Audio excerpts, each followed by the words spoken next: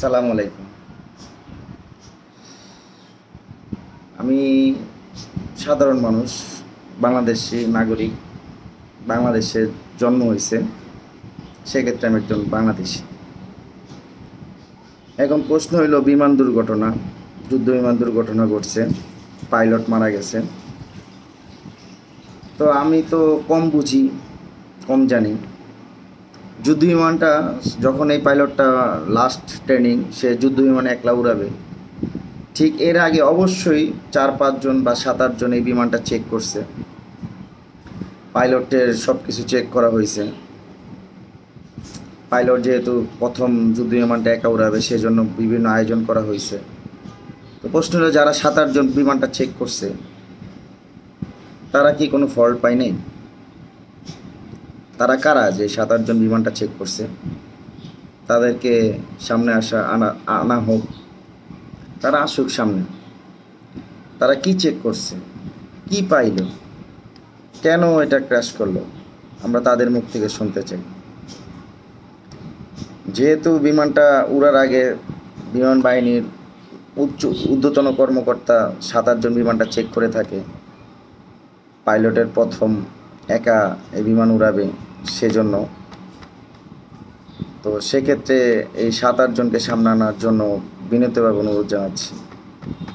আরেকটা বিষয় হলো, বিমানে একটা ব্ল্যাক বক্স থাকে, যে কোনো বিমানে একটা ব্ল্যাক বক্স থাকে।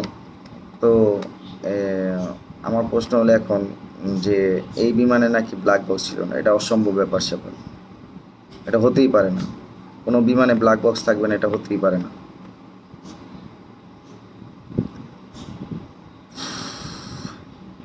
তো শেষে একটা কথাই বলবো, এখন পর্যন্ত বিমান বাহিনীর কাছ থেকে কোনো ভালো একটা তথ্য পাওয়া যায়নি।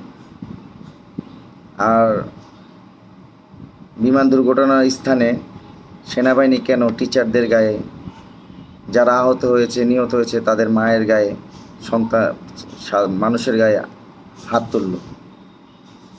কেন ভাই? তারা কি বাংলাদেশের নাগরিক না? তারা কি বাংলাদেশের নাগরিক না যে আপনারা গায়ে হাত তুললেন? তাদের সন্তান মারা গেছে, তারা দৌড়াবে, এগিয়ে যাবে, এটাই তো স্বাভাবিক।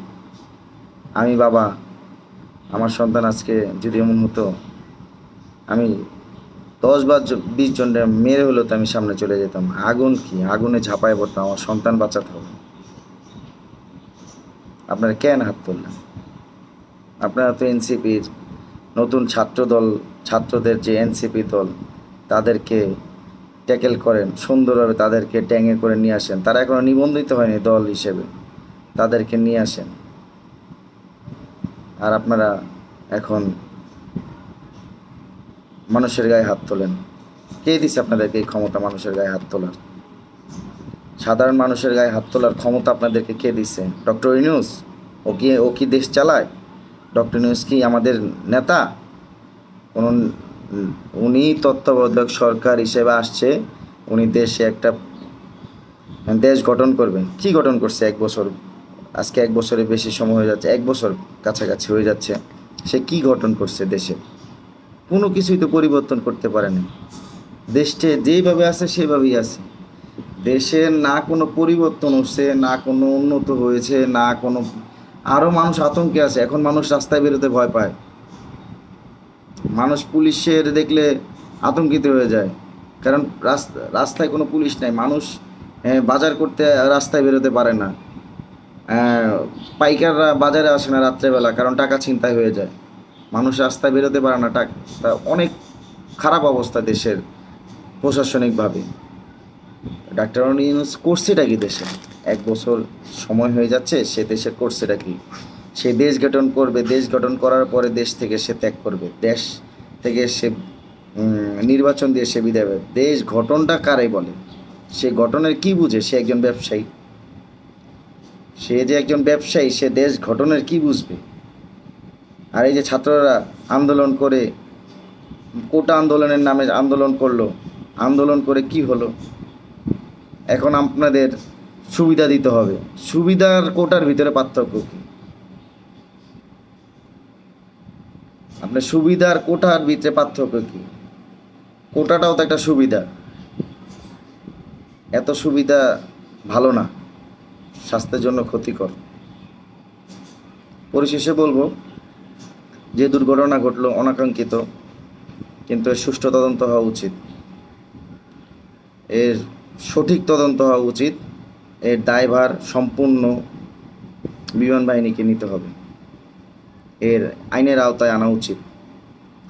যারা বিমানটা চেক করছে 7-8 জন, তাদেরকে সামনে আনা উচিত, তাদের ব্যাংক ব্যালেন্স দেখা উচিত, তাদের মোবাইল চেক করা উচিত, তাদের কথোপকথন চেক করা উচিত, সব কিছু। আমাদের এটা প্রশ্ন, আমাদের এটা দাবি, আমরা জাস্ট জানতে চাই তারা 7-8 জন মিলে যে বিমানটা চেক করছে, কি চেক করছে, কেন বিমানটা ওঠার সাথে সাথেই বিমানে ত্রুটি দেখা দিয়েছে। সবাই ভালো থাকবেন, সুস্থ থাকবেন। আসসালামু আলাইকুম।